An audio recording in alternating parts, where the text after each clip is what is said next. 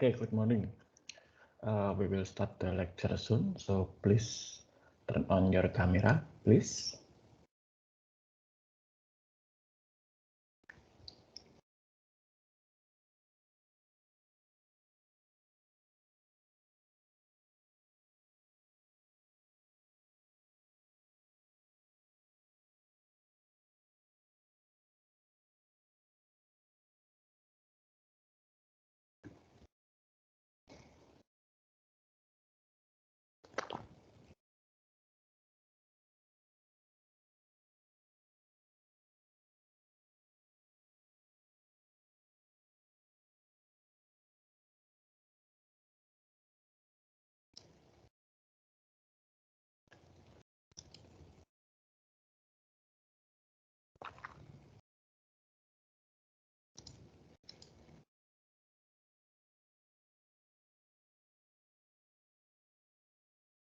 Okay.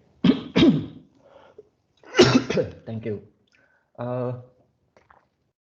Before we start, I already left a new group assignment on Kuliah site, so please take a look at it. Basically, the assignment is to continue what you already done in your first assignment. In your first assignment, you observing small business that transforming from offline mode to online mode due to pandemic.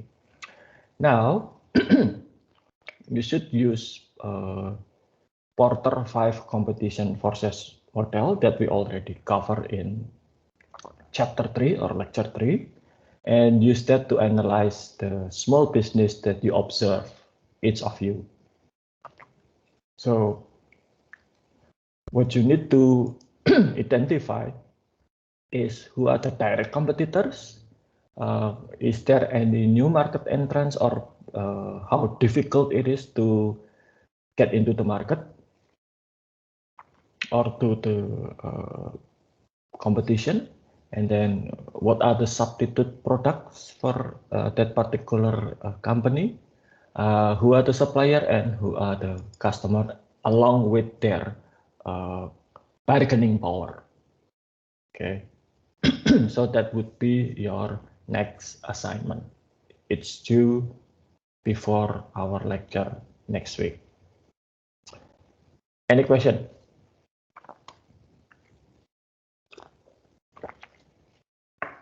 Okay, good. Well, if you have any question, you can always ask me using email or Microsoft Teams. Now, sorry.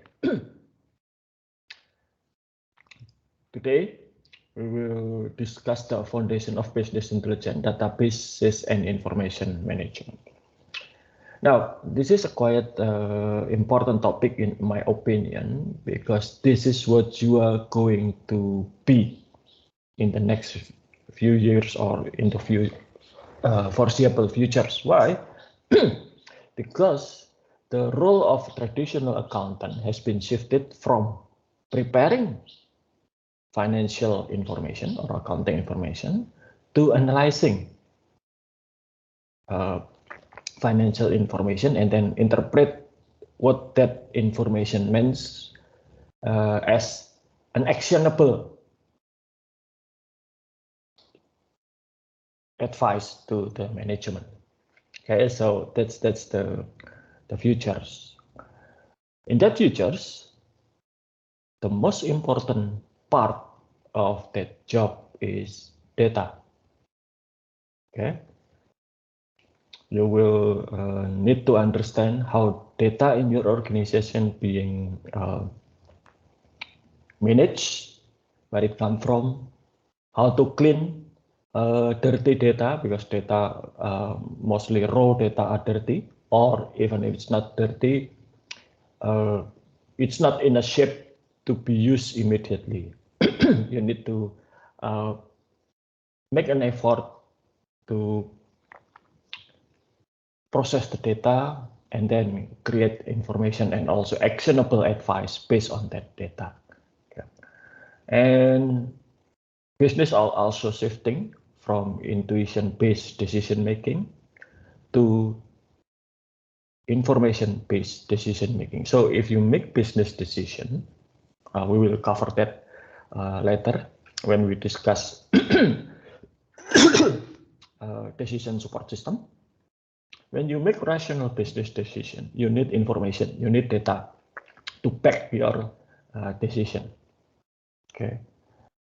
Sometimes people will call, especially in Indonesian language, people will call making decision, choosing decision, or taking decision. Okay. Not making decision. Why? Because usually making decision means you already have option in front of you and you need to select which one is the best under the circumstances. Okay. And that's required good quality data and information. Okay, so let's start from that. Okay. Can you see the slide?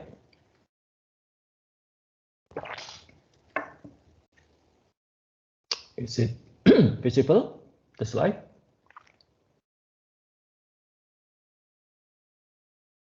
Yes, sir. Okay, thank you. Good. Okay, so foundation of business. So the basis for business intelligence, all the topics that I told you earlier, is this data and information management. Okay, you already touched this subject brief in introduction to information system and perhaps in accounting information system. Okay, just to refresh your memory, this is how the data usually being organized in organization or in any company. We will have database, file, record, field, entity, attribute, and so on and so forth. And then the lowest unit of data hierarchy is the bit, which is represent 1 and 0, the lowest language a machine can understand, which is the bit 1 and 0, the binary number, and then 8 binary number will compose a byte, a character, okay, and then a field, record, file, and database. Okay, so this were the condition many years ago.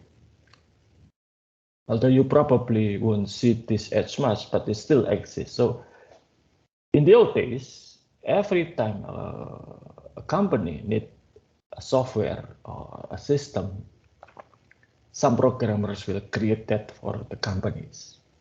Okay, and then at that time, due to the technology itself is not mature yet, there is not much and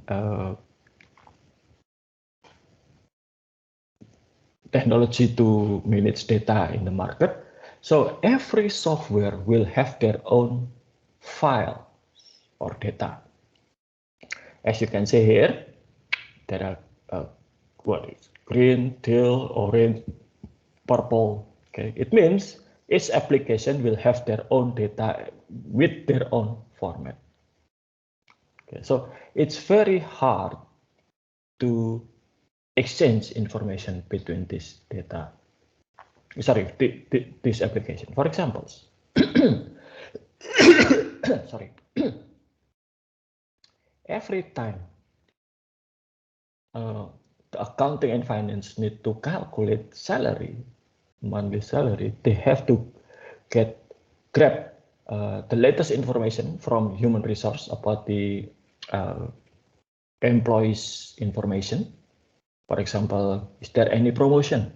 Is there any demotion? Did that guy just change a department? Okay, how many times a particular employee absent within a month? Okay.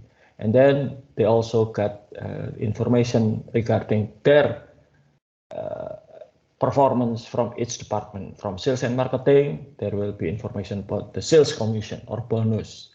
From manufacturing, perhaps also there is information about performance that will create incentive for a particular employee. Now, in the old days, it's almost impossible to exchange information between applications. Okay.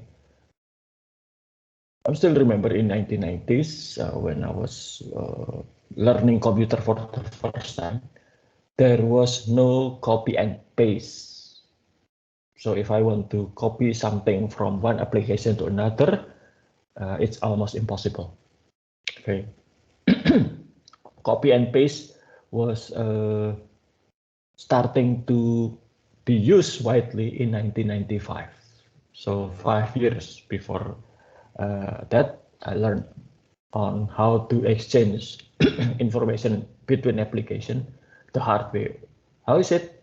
You need to print out the application, the information, and then the user here will enter the data manually. That happens all the time. Okay. So then there is database approach. This starting in the 60s, and then it became popularity in the 80s and 90s. So with database, okay, the data and also application being separated with a new system called database management system here act as a bridge between application here or software and data. Database management system also act as the manager for the data here. So every access to the data here have to go through database management system. Any application or any user could not touch or access the data directly. You already familiar with Microsoft Access. So Microsoft Access is the small version or personal version of database management system. Remember, I told you last semester that if you want to access data with your application, you cannot touch the table directly. If you want to enter the data, you need to create forms. If you want to extract the data and create a report, you need to have query, things like that. So that's database management system role. There is a elective subject, database management system, that we offer every semester that deal with the technical side of this database management system. Okay, so anyway, so software can change anytime, but the database remain. Okay, as examples, the data being used for class registration every semester, your data, has been exist for more than 20 years. It was started, if I'm not mistaken, when Ibu Rosa Wijaya from management department was the head of department at that time. So she started the effort to digitalize students' data. Okay. And that carried out until now. Okay. The software itself for class registration has changed so many times. It was started with manual system using a big cabinet with a lot of cupboard. So in the old days, when you want to register for a class, you need to fill a small form like, just pretend this is a small form like this, fill out your name, your student ID, and then put that in the locker of certain classes. For example, MIS B class, you put that your name in that, and then it will be counted at the end of the registration. And then when I came into Atmajaya, become a student at Atmajaya, the software, the system changed using scanning sheet. So I have to get a form,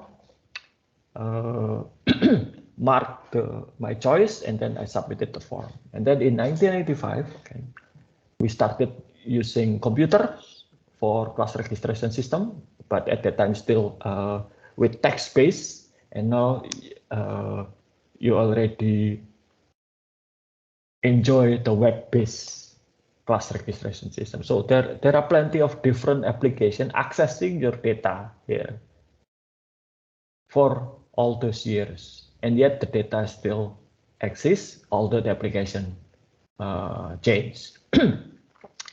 As my data is still there, although it will be marked as inactive because I already graduated. My late father data also was there. Again, it will be exist as long as Atmajaya exists. Yeah, so that's the database.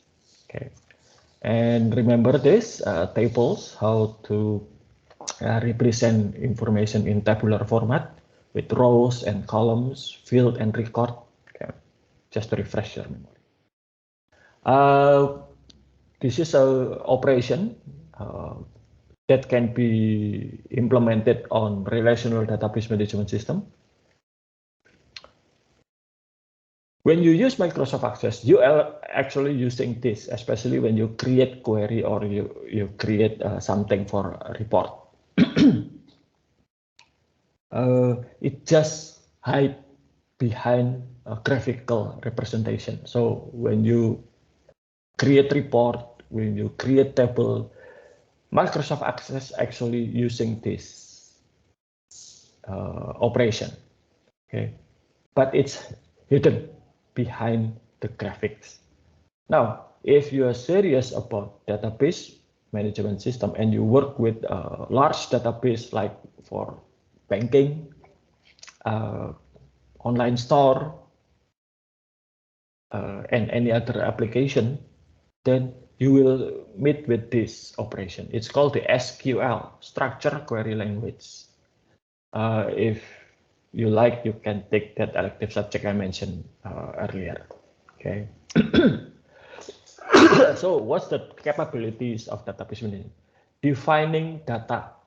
So remember that you create table, and then within that table you create field. That's defining data. So you will create a table to record all the data that you want to record. You create attribute or field in that, and that's data. There is query and reporting and any other capabilities. Okay, you probably remember this from Microsoft Access. So this is what happened when you create a query. This is called the structured query language query. Okay, the same query in Microsoft Access will be like this one, if you remember. Okay, so this is what Microsoft Access give us, and this is what happened behind the scene. Okay. Now, okay, now we will not go here. Now, in recent years, especially after the emergence of social media, there is a need for a new type of database. Okay. What we already learned, what we already use in content information system is called the relational database model. The technology itself, or the concept itself, came from in the 1970s, and it has been popular as a commercial product since the 80s. So it's been quite old, more than 40 years as a concept. Okay. Relational database are exceptional if you want to manage transaction data like sales, purchasing, payroll, and any other accounting transaction. It was exceptional. However, the emergence of social media, Facebook, Twitter, Instagram, TikTok, YouTube, and any other, create a new problem. And that problem is the data in those social media are not structured. It's not number. It's not the value of transaction. It's not account. With accounting transaction, you already know that there is a certain definite data. Okay, so in any accounting system, you will find data about assets, liability, and also costs, expenses, revenue, things like that. Okay. If you go to Twitter, for example, or yes, Twitter or Instagram, you will find different kind of data. You will find data about picture, the picture itself, the text that follow the picture, or short video, or any other data. Okay. So video, text, pictures, photographs, audio, sound, they are not structured. Okay. And then people are starting to look at transaction data and see that transaction data, although it's very useful, could not being used solely for strategic advantage. Yes, you can know how much product you sold in a day. You probably will understand which product is the best seller, which product is most profitable, which product is more popular, things like that. But, and this is always a problem for many companies before the social media. If a customer, say, buying a product, say a customer goes to marketplace and then bought shoes, what kind of process this customer follow through that being ended by that particular customer buying a pair of shoes? Okay. So many years, a lot of big company conducting marketing research to find out if this product will be popular, if the customer will like this product, or what kind of promotion need to be done to entice the customer to buying a product. Now with online store, that's become different. Transaction data is still important. Make no mistake, you still need to record transaction data properly for various purposes.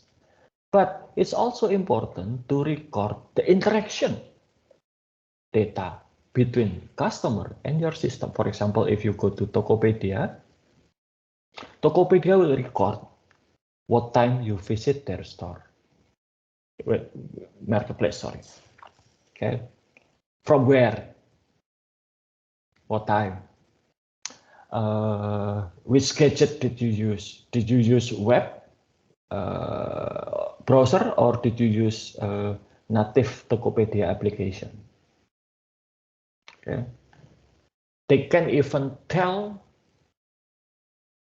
the specification of your gadget, and that's not really hard. Okay, that's quite easy to use. Okay, and then they will record the moment you visit Tokopedia. They will record which category you browse or which keyword you use for browsing, or did you just browsing all the promos, or did you go to specific type of products, things like that. Okay, and then after observing those information, Tokopedia can find out what need to do for you as a customer to make a purchase. So if you visit Tokopedia and looking for shoes, in theory, Tokopedia can influence you to buy motorcycle. Even at the first visit you browse for shoes, in theory, Tokopedia could influence you to buy motorcycle. That's one extreme example, but that's not something that outrageous. That has some scientific foundation. Few years ago, Facebook now being seen as by a lot of parties as a evil company. Why? Because Facebook have done or being complicit to many questionable behavior, and Facebook themselves has been caught in the act conducting a lot of questionable action. One experiment that they did in the past, and this has been viewed as unethical, if you remember the ethical part, was experimenting with the user. So what Facebook did was they actually on few selected users, they arrange that all the information appearing on that particular user have the same topic. For example, one user will have all the happy note posts appears on their timeline. So celebration of marriage anniversary, birthday, promotion, getting bonus, went to traveling to some beautiful destination, a lot of nice pictures, things like that. For other users, Facebook deliberately set that only negative information appears. That divorce, anger, outrage, things like that. And then Facebook observe what that person would do. The person that only receive positive information on their timeline will post positive things, while the person who were exposed to negative information will post negative. So that's how you can manipulate people's emotion. And like it or not, it's actually not new. Okay, it's not something new. It has been done by a lot of business so many years. Okay, let me ask you this.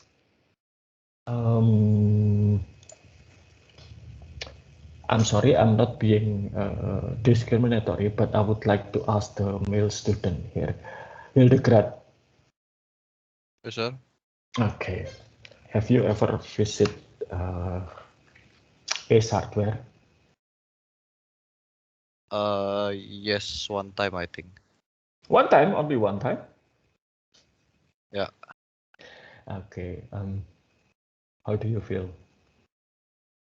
when you were inside Ace Hardware? What should I say? Little bit amazed. Okay, why is that? Can you explain more? What do you mean? Because many new product that I have never seen before. Okay. Okay. Let me ask another. Jonathan, how about you? Have you ever visited Ace Hardware? Yeah, I have. Okay. How do you feel? It's good, I think, because they provide many items that maybe our needs. So I think it's good. Yeah. Okay. No, they are not. Ace Hardware has been, the interior of Ace Hardware has been designed specifically to create that precise emotion, Jonathan, and also Hildegard, for male customers. That I read somewhere. So this kind of store, hardware store, that's specifically targeted for mail, and it will evoke very basic emotion of male human being, which is hunter. We basically descended from ancient people back then. That a lot of them were actually hunter. So male, not being discriminated, but male usually hunt for living, and that's instinct are still embedded into our brain. And sometimes people could create environment that will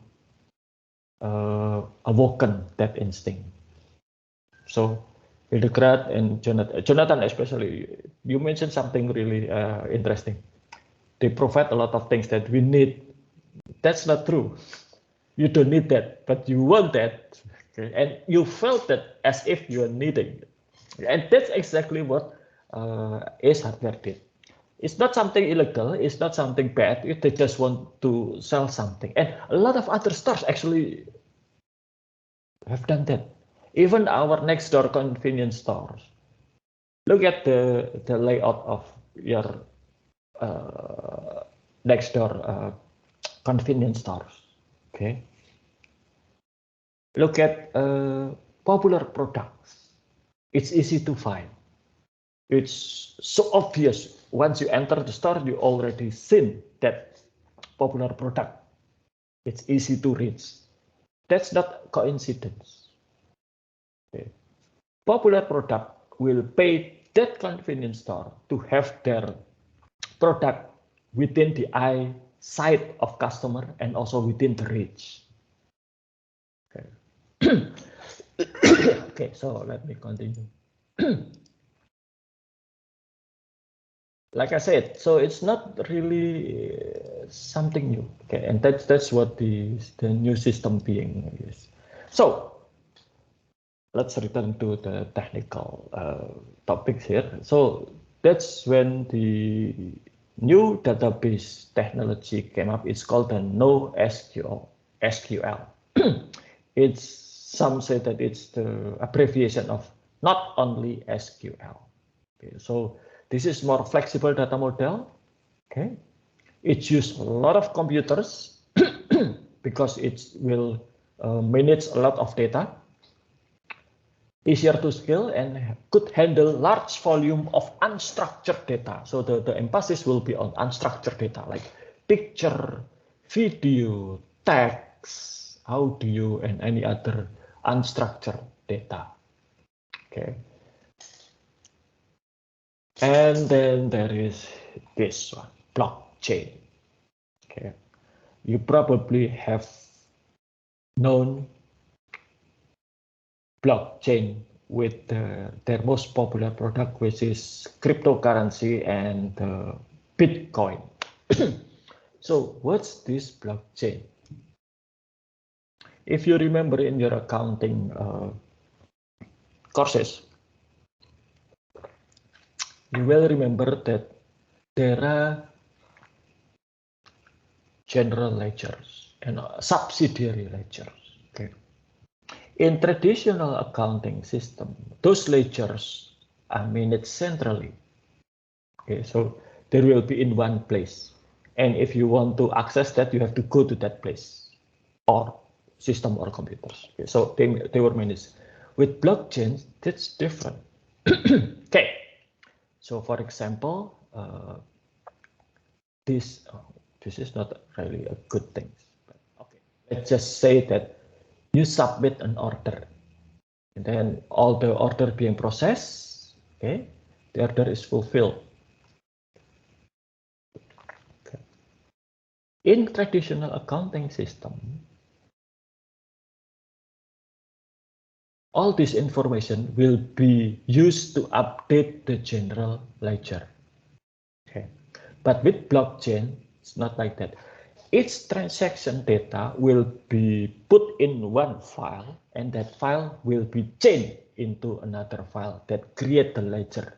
So imagine blockchain is like general ledger, but it was spread in so many computers. Each transaction will be in one computer, and then that computer will link with another computer to create a big general ledger. Okay, and that's basically what happened here. So it's open, everybody can see the ledgers. Why it's need to be open? For example, if you submit an order and you already received the product, but you complain that I haven't received the product, other people could see all the information here. No, you already received the product. Here's the proof. Okay, so anybody can see it.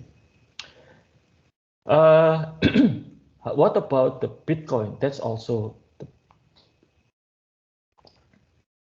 similar to this. Okay, so basically Bitcoin is just like money, but untraceable.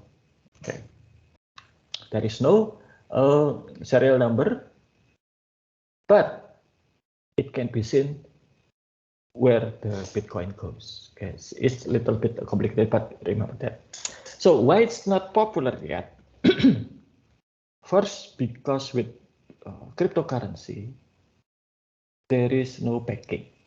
Okay, and there are plenty of shady activities being funded with Bitcoin and other cryptocurrencies. Okay, but the actual technology, the blockchain technology, this one has promising futures. It will, or it can, it's not it will, I think it could replace traditional general ledger. Imagine this, if you have a general ledger, all your accounting data is in there. And then one day, that particular computer that hold your general ledger being destroyed, that's it. All your record, your accounting record will be gone. You probably have backup, but the backup will not be sufficient. Okay. With blockchain, your general ledger information will be scattered through many computers. So if one computer destroyed, there will be another computer that hold that ledger for you. Okay. That's the idea behind this. However, blockchain currently is not popular being used for replacing traditional accounting system because it has performance problem. Like this, for example. Just imagine this blue box is one transaction. Every time you have new transaction, it will be added to this chain. Okay, so it's just like chain.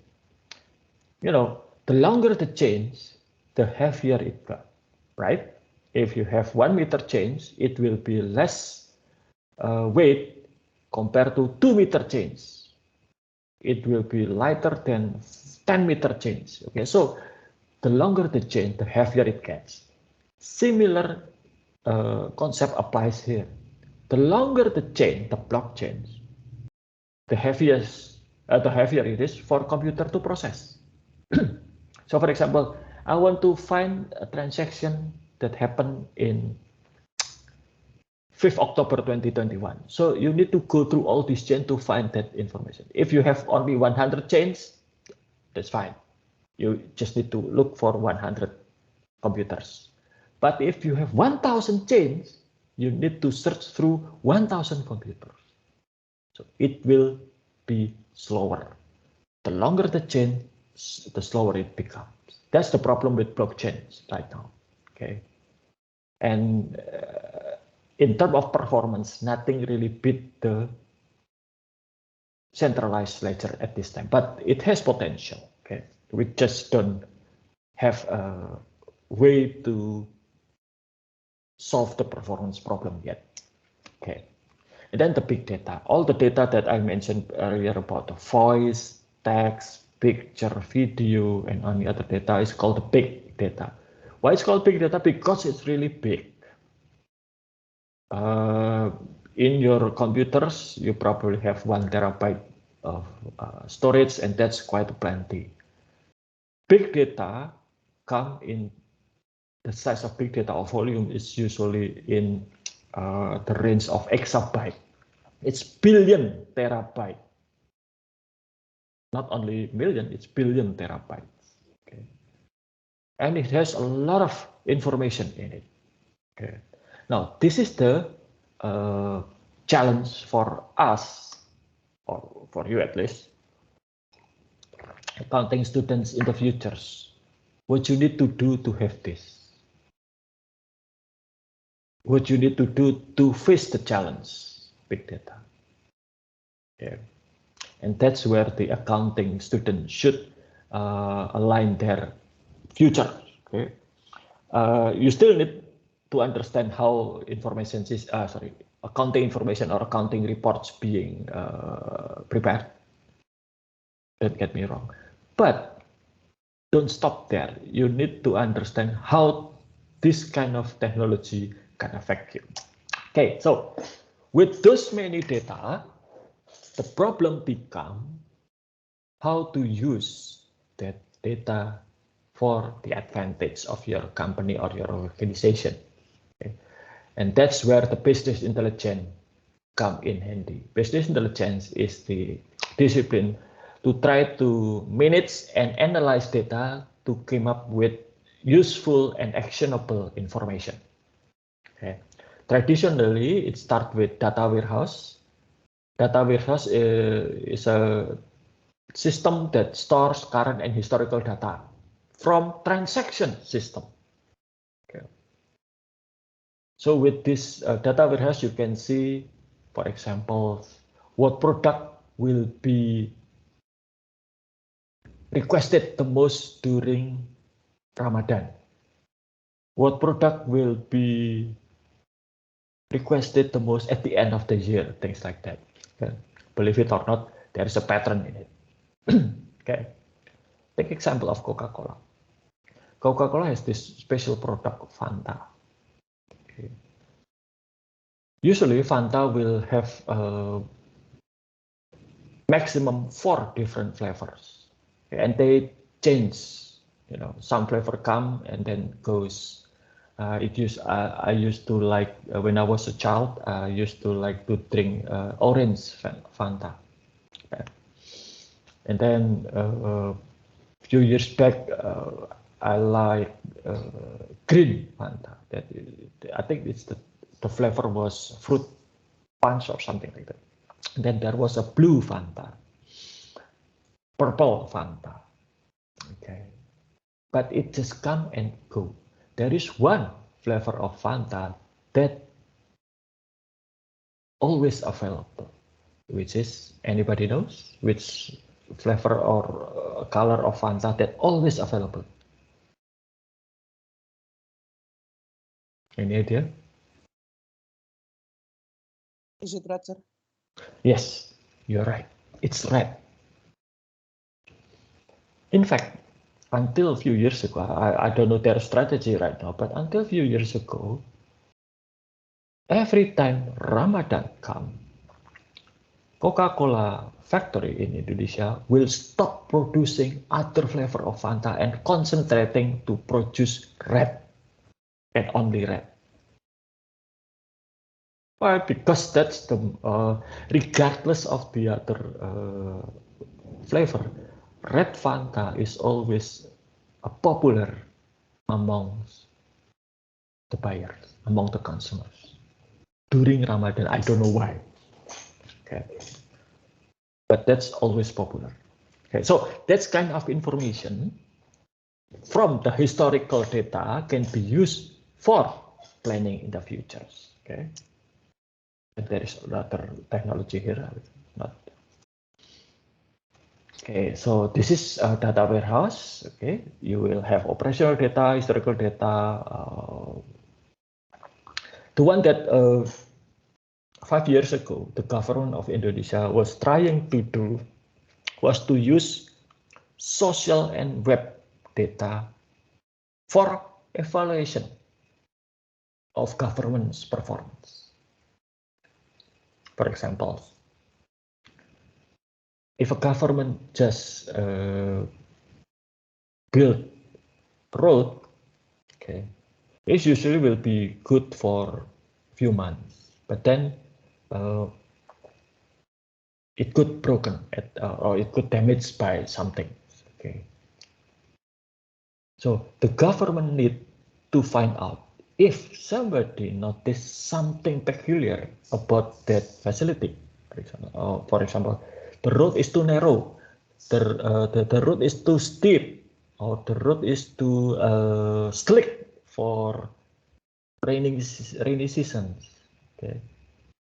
When the government built that road and then test the road, it could not test that in different conditions because they were limited by time. You know, for example, if they finish the road during the dry season, they probably won't be able to tell what happened in rainy season.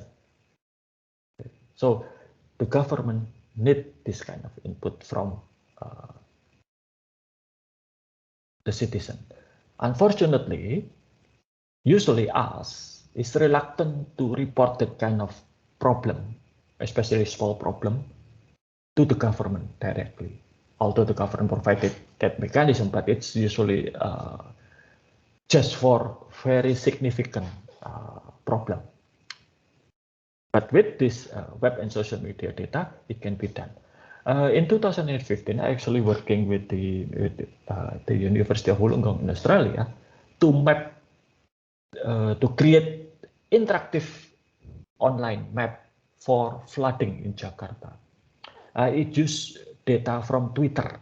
So if a lot of people, complain about, oh, Gatot Subroto Street was flooded, I could not get past Gatot Subroto because of flooding, things like that. It will be picked up by the computers and then it will be mapped into Jakarta's map, and then they will show that that particular road, Gatot Subroto, was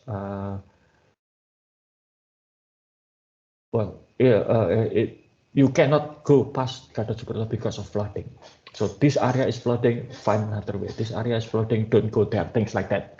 That's actually happened in 2015, and it worked. Okay, a lot of people using that, and well, unfortunately, that system only focus on flooding. Second, the government of Jakarta actually able to reduce flooding. So there is no use for that system because it's designed specifically for flooding, but then the government of Jakarta able to control the flooding better. So it stopped. Okay. So with a lot of data, so many data, what we need to do is to identify what kind of information we can get from that massive amount of data. Okay, and that where these tools coming handy. There is online analytical processing, for example, this one. We can have multi-dimensional data. We can see the product sold in each region and compare that to the actual sales, to the projected sales, compare it to target. Did we achieve the target or not? Okay. And there is data mining. Okay. This is to find hidden pattern relationship in data sets, like what I already told you. If you look at Tokopedia, Bukalapak, and other marketplace, they usually have special time for promo, right? So why they pick that particular date? Because they observe their user behavior. Okay. For example, there is a payday promo. They will give promo when most of the employees in Indonesia receive their salary at that particular date. Okay. Or they have a special promo during holiday season, things like that. Okay, so that's the data mining. And then there is text mining and web mining. This was actually with the government of Indonesia trying to find out about their performance. Okay. So just remember this architecture that I told you earlier. Okay, so there is web, application server, database server, and database. And usually database server and database are hidden quite well. Nobody can touch this. If you want to access the database and database, you have to go through application server. Okay. Now, having said that, now we can see that data, some people, some experts say that data is the new oil. This is the strategic commodity for the futures. Okay, companies will rely on data in the futures, and our data will become a valuable commodity. So, what need to be done? First, a company need to have information policy. There are rules, procedures, rules for sharing, managing, and standardizing data. Okay, so what kind of information can be shared with outside parties? What kind of information that only certain people could see? Okay, that's need to be established in an information policy, along with the governance and also administration. Next, data quality. Okay, a lot of data were incorrect or dirty. 25% in Fortune 1000 company. Okay. A quarter of their data could be classified as incomplete or inaccurate. How? It's just because the way transaction processing system works. Okay. You probably experience this. So if you go to supermarket or mini market and you pick up a product, and then you go to the cashier and the cashier scan that product, there is incorrect information displayed on the cashier screen. You probably pick up instant noodles, and when the cashier scanned that instant noodle in the barcode reader, the display said biscuit or any other product, but not instant noodle. Or it's instant noodles, but different brand. Okay. You pick up brand B, but the display said brand C. That happens. Okay, and so many times. I observe the supermarket cashier sometimes doing this. So if I'm not mistaken, the training in supermarket cashier actually asking them to scan item one by one. Okay. But that would be a problem with that. How? Because if you scan one by one, then the printout, the receipt will have those items in every line, and that's quite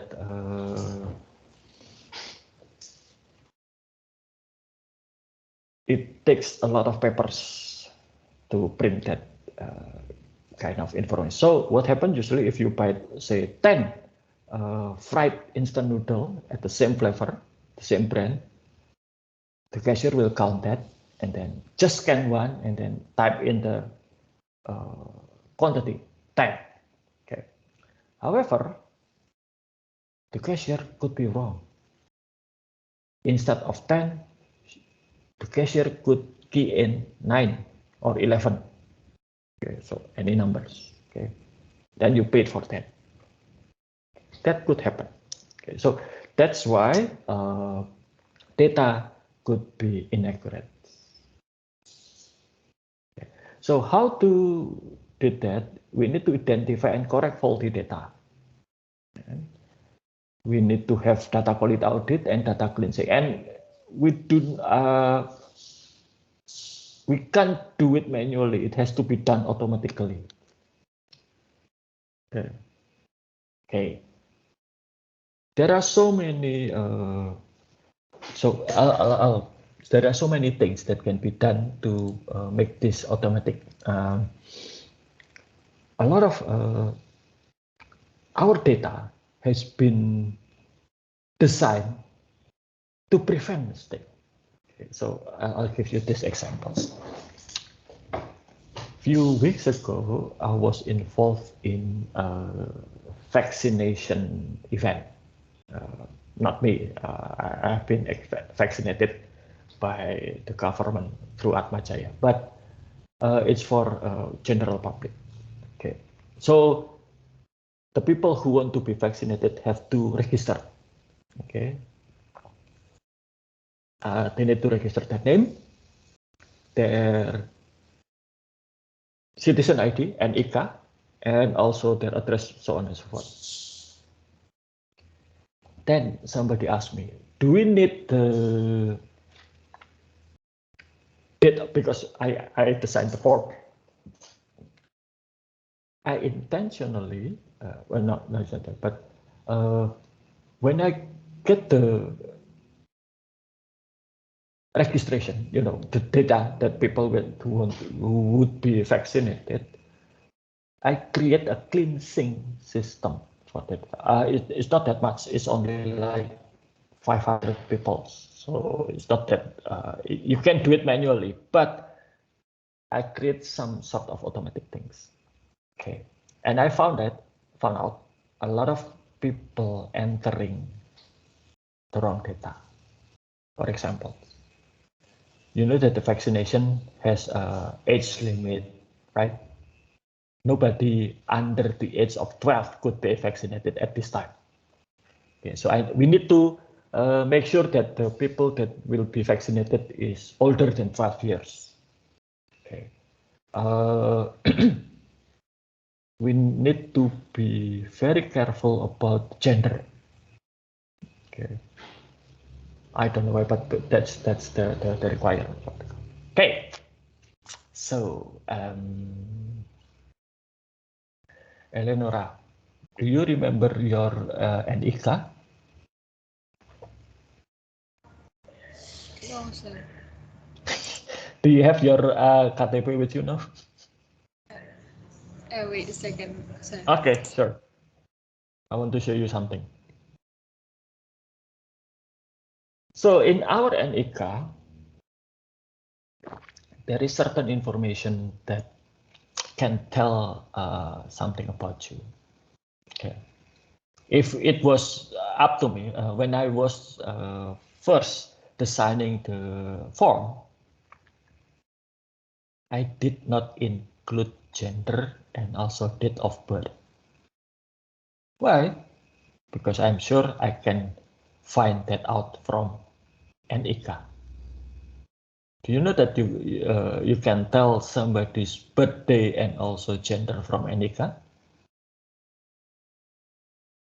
I'll demonstrate with Eleanor in a moment. Okay.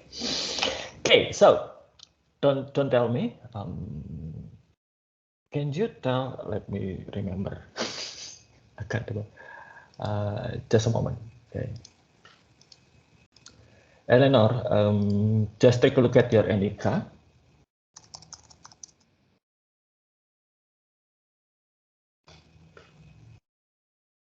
Okay.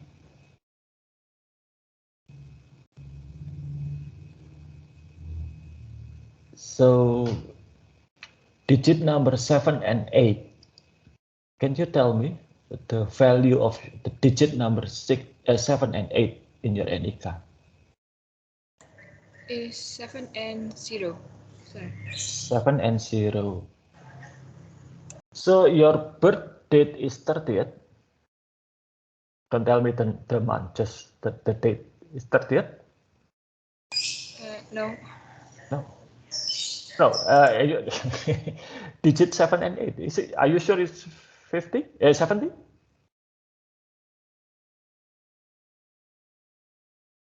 Sorry, sir. It's 4 and 7. Only 7 and 8. Yes. It 4, is 4 7. and 7. Yes. 4, 7. So your birth date is 7. Yes. Okay. So digit number 7 and 8 is actually telling us the date of birth for that particular citizen. However, for female, the date of birth has to be added with 40. So if somebody with digit number 7 and 8 in their NIK is below 40, that particular person must be male. And the digit 7 and 8 is above 40, that person must be female. That's why I can tell without looking at the person, without looking at the picture, without telling, that should be male or female. Okay, and that's embedded into our NIK. That's why NIK is a very sensitive information. Never ever post your NIK to the public because it reveals a lot of things about you. Okay. Not because somebody could use that for, creating or applying for online loan, things like that. That happened, but I don't think that would be possible. And I mean, it's quite hard because you need other information. But NIK itself reveals a lot of things about you. If you look at the last 4 digits of your NIK, usually there is 0001, 000 something. That means when you first registered in your area, for that particular date of birth, date, month, day, month, and year, if it's 1, then it means in your area, you are the first person registered with that date of birth. So I've seen people with and the last NIK, the last number is 6. So in that particular area, that person was the 6th people registered with the same birthday. Okay, so that's another. Okay, so there are a lot of other systems that has been built to create clean data, like NIK, for example. Okay, I've cleaned the data for vaccination. We make sure that the person is older than 12. Okay, we make sure that the person is the right genders. Okay, things like that. And just from NIK. Okay, that's it for today. Any question?